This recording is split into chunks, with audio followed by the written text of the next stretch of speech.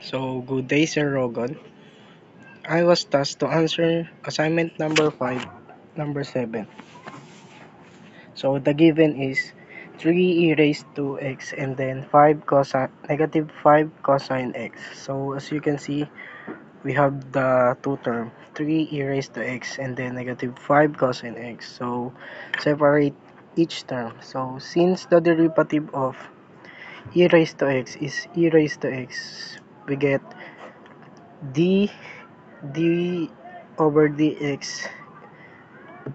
So 3e, the derivative of 3e raised to x is itself. So 3e raised to x.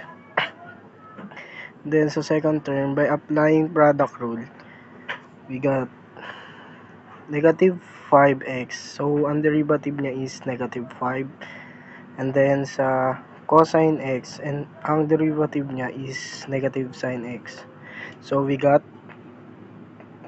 negative 5 times cosine x plus negative 5x times sine x. So which simplifies to negative 5 cos sine x plus 5x sine x. So combine the result.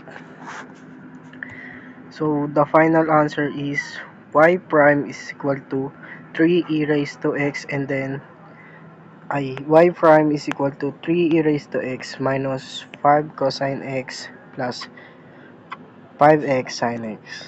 Yun lang, and thank you.